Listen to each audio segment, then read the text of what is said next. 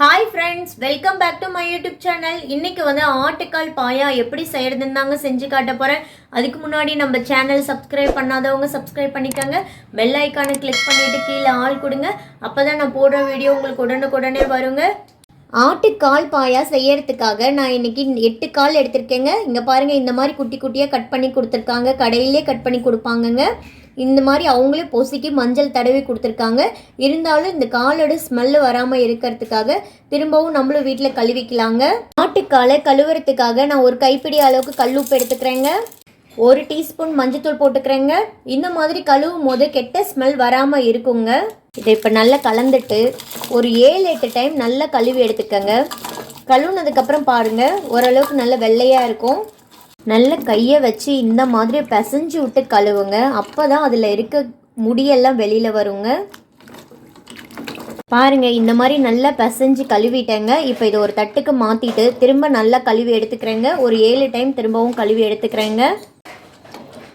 பாருங்கள், இப்போ ஆட்டுக்காலை நல்லா கழுவி எடுத்தாச்சுங்க. நல்லா பிசைஞ்சு கழுவுறப்ப அதில் இருக்க அழுக்கெல்லாம் வெளியில் வந்திருக்குங்க. இப்போ நல்லா சுத்தமாக கழுவி எடுத்தாச்சுங்க. இப்போ அடுப்பை ஆன் பண்ணி குக்கர் வச்சுட்டேங்க. இன்றைக்கி குக்கரில் தாங்க செய்ய போகிறோம். இப்போ க்ளீன் பண்ணி வச்சுருக்க ஆட்டுக்காலை இதில் சேர்த்துடலாங்க. ஆட்டுக்காலை சேர்த்தாச்சுங்க. இப்போ ஒரு கைப்பிடி அளவுக்கு எடுத்து வச்சுருக்க சின்ன வெங்காயம் சேர்த்துக்கிறேங்க. ஒரே ஒரு மீடியம் சைஸ் தக்காளி சேர்த்துக்கிறேங்க. இஞ்சி பூண்டு பேஸ்ட்டு 2 டேபிள் ஸ்பூன் சேர்த்துக்கிறேங்க. 1 டீஸ்பூன் மிளகாத்தூள் சேர்த்துக்கிறேங்க. நான் எங்கெல்லாம் காரம் போடுறேன்னா அது உங்களுக்கு ஏற்ற மாதிரி நீங்கள் அட்ஜஸ்ட் பண்ணி போட்டுக்கோங்க. 1/2 டீஸ்பூன் மஞ்சத்தூள் சேர்த்துக்கிறேங்க. தேவையான அளவு கல்லுப்பு சேர்த்துக்கிறேங்க. ஆட்டுக்கால் வேகிறதுக்காக நல்லா ஆட்டுக்கால் மூழ்கிற அளவுக்கு தண்ணி ஊற்றிக்கிறேங்க. தண்ணி கொஞ்சம் எக்ஸ்ட்ராவே ஊற்றுங்க. அப்போ தான் ஆட்டுக்கால் வெந்து வரப்போ நமக்கு கரெக்டாக இருக்குங்க. நான் ஒரு 6 டம்ளர் அளவுக்கு தண்ணி ஊற்றிக்கிறேங்க. இந்த அளவுக்கு எனக்கு கரெக்டாக இருக்குங்க. இப்போ இதை நல்லா கிளறி விட்டுறலாங்க. இப்போ நல்லா கிளறியாச்சுங்க. குக்கர் விசில் வச்சுக்கலாங்க.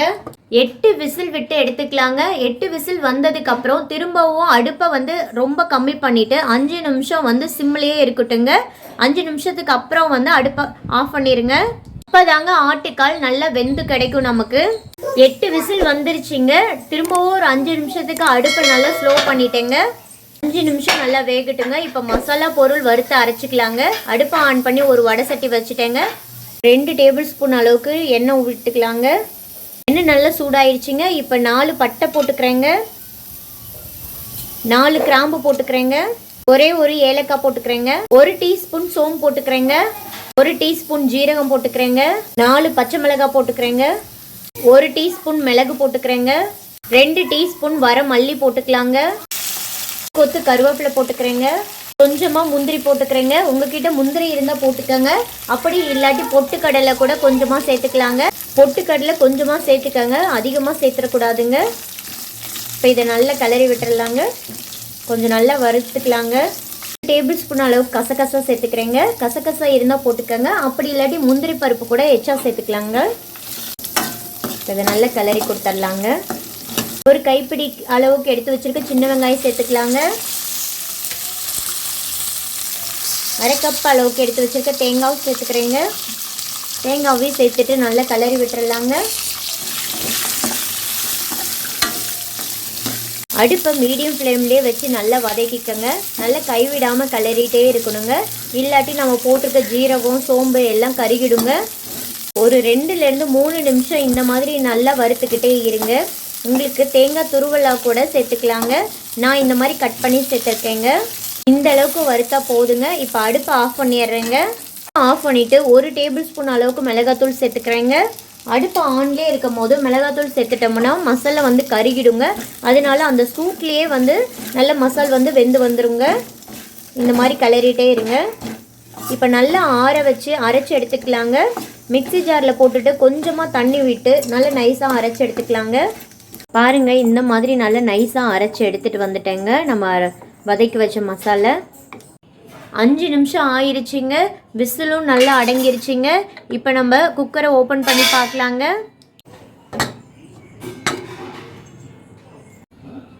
ஓப்பன் பண்ணும் போதே பாருங்கள், அப்படியே கமன்னு வாசம் தூக்குதுங்க. இங்கே பாருங்கள், நல்லா வெந்திருக்கு. இந்த அளவுக்கு நல்லா பெருசாக ஆகணுங்க. அப்போ தான் நல்லா வெந்திருக்குன்னு அர்த்தம்.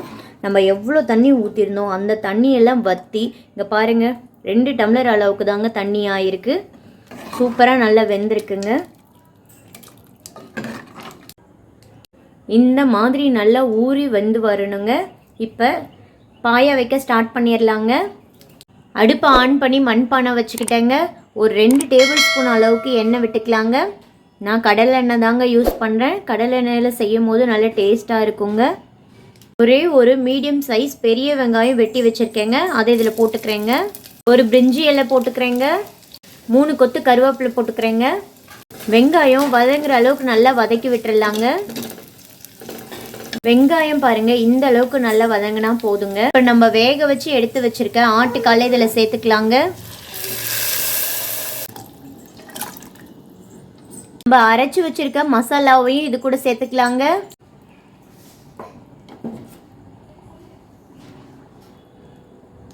ஒரு டம்ளர் அளவுக்கு நல்ல ஜாரு கழுவி தண்ணி ஊற்றிக்கிறேங்க. குழம்போட திக்னஸ் வந்து உங்களோட தேவைகளை பொறுத்து தாங்க. கொஞ்சம் திக்காக வேணும்னா தண்ணி கொஞ்சம் கரெக்டாக ஊற்றுங்க, அளவாக ஊற்றிக்கங்க. இல்லை தண்ணி மாதிரி வேணும்னா தண்ணி கொஞ்சம் எச்சாவே ஊற்றிக்கலாங்க. நல்லா கிளறி விட்டுறேங்க. ஒரு 1/2 டீஸ்பூன் அளவுக்கு மட்டன் மசாலா சேர்த்துக்கிறேங்க. உங்ககிட்ட இருந்தால் போடுங்க, அப்படி இல்லாட்டி வேண்டாங்க. நம்ம ஏற்கனவே மசாலா அரைக்கிறதுக்கு வறுக்கும் போது மிளகா போட்டிருக்கோங்க, மிளகும் போட்டிருக்கோங்க. காரம் உங்களுக்கு தகுந்த மாதிரி பார்த்து கரெக்டாக போட்டுக்கோங்க. இப்போ எல்லாத்தையும் சேர்த்து கலந்து கொடுத்துக்கலாங்க. உப்பு காரம் எல்லாம் கரெக்டாக இருக்கான்னு பார்த்துக்கலாங்க. உங்களுக்கு தகுந்த மாதிரி உப்பு கரெக்டாக போட்டுக்கோங்க, காரமும் கரெக்டாக போட்டுக்கோங்க. நல்லா கொதி வரட்டுங்க. ஒரு 5 நிமிஷம் நல்லா கொதிக்கிற வரைக்கும் வெயிட் பண்ணிக்கலாங்க. ஆட்டுக்கால் பாயா நல்லா கொதிஞ்சு வந்துட்டுருக்கு பாருங்கள். நம்ம ஆட்டுக்காலை குக்கரில் போட்டு 8 விசில் விட்டால் மட்டும் பத்தாதுங்க. குழம்புல எந்த அளவுக்கு நல்லா கொதிஞ்சு வருதோ அந்த அளவுக்கு வந்து அதில் ஆட்டுக்காலில் இருக்க ஜூஸ் எல்லாம் கீழே இறங்கி வருங்க. இப்போதான் ஆட்டுக்கால் பாயாவும் டேஸ்ட்டாக இருக்குங்க. வாவ், கம கமன்னு வாசனையாக இருக்குங்க. பார்க்கும்போதே சாப்பிடணும்னு தோணுதுங்க. இந்த மாதிரி ரொம்ப கெட்டியாகவும் இல்லாமல் தண்ணியாகவும் இல்லாமல் கரெக்டாக இருக்குங்க. நல்ல குழம்பு கொதிஞ்சு வந்துருச்சுங்க. இந்த ஸ்டேஜில் ஒரு கைப்பிடி அளவுக்கு எடுத்து வச்சுருக்க கொத்தமல்லி தழை அப்படியே தூவி விட்டுறலாங்க. இது இட்லி, இடியாப்பம், சாப்பாடு, ஆப்பம் கூட வச்சு சாப்பிட்லாங்க. இப்போ அடுப்பை ஆஃப் பண்ணிடுறேங்க. பாருங்கள், நல்ல கம கமன்னு நல்ல வாசமாக இருக்குங்க. ஆட்டுக்கால் பாயா சூப்பராக ரெடி ஆயிடுச்சுங்க. இப்போ இடியாப்பம் கூட வச்சு சாப்பிட்டு பார்க்கலாங்க எப்படி இருக்குன்னு. இடியாப்பம் வச்சுக்கிறேங்க. ஆட்டுக்கால் பாயா போட்டுக்கலாங்க. சுவையான ஆட்டுக்கால் பாயா வித் இடியாப்பம் சூப்பராக ரெடி ஆயிடுச்சுங்க நம்ம வீட்டில். இப்போ எப்படி இருக்குன்னு டேஸ்ட் பண்ணிடலாங்க. இப்போ இதிலேருந்து ஒரு பீஸ் எடுத்துக்கிறேங்க. எப்படி இருக்குன்னு டேஸ்ட் பண்ணி பார்க்கலாங்க. அப்படியே வாயில் வச்சதும் வலுன்னு உள்ளே போகுதுங்க. உப்பு காரம் எல்லாம் சூப்பராக இருக்குங்க. கரெக்டாக இருக்குங்க. பர்ஃபெக்டாக இருக்குங்க. இப்போ இடியாப்பத்தை பாயால் நினச்சி சாப்பிட்றலாங்க. நல்ல இடியாப்பத்தை பாயால் மூழ்க விட்டு இந்த மாதிரி இந்த சைடு அந்த சைடு பெரட்டி விட்டு சாப்பிட்லாங்க. ரொம்ப ரொம்ப ருசியாக இருக்குங்க. ஆட்டுக்கால் பாயா கடையில் தான் சாப்பிட முடியும். இது செய்கிறதெல்லாம் கஷ்டம்னு நினைக்காதீங்க. நான் செஞ்ச இதே அளவோட நீங்களும் செஞ்சு பாருங்கள். டேஸ்டாகவும் இருக்கும், நல்லாவும் இருக்குங்க. ஆட்டுக்காலில் நிறைய சத்து இருக்குங்க. முட்டி எலும்பு தேய்மானம் இருக்கிறவங்களும் சாப்பிட்லாங்க. குழந்தைங்களுக்கும் கொடுக்கலாங்க. உடம்புக்கு ரொம்ப நல்லதுங்க. உடம்பு வீக்காக இருக்கிறவங்க கூட இதை சாப்பிட்லாங்க. இவங்க 3 பேர் மட்டும்தான் இதை சாப்பிட்ணுமான்னு கமெண்ட் பண்ணிடாதீங்க. எல்லாருமே சாப்பிட்லாம். பட் இவங்க சாப்பிட்டா இன்னும் அவங்களுக்கு ஹெல்த் நல்லா இருக்குன்னு சொன்னேங்க. ஆட்டுக்கால் க்ளீன் பண்ணுறது ரொம்ப முக்கியமானதுங்க. நான் எந்த மெத்தட் யூஸ் பண்ணி க்ளீன் பண்ணனோ அதே மாதிரி நீங்களும் க்ளீன் பண்ணிங்கன்னா ஆட்டுக்காலில் இருக்க கெட்ட ஸ்மெல்லு வந்து வராதுங்க. நீங்களும் செஞ்சு பார்த்து எப்படி இருந்துச்சுன்னு கமெண்டில் சொல்லுங்கள். மறக்காமல் ஒரு லைக் கொடுத்துருங்க.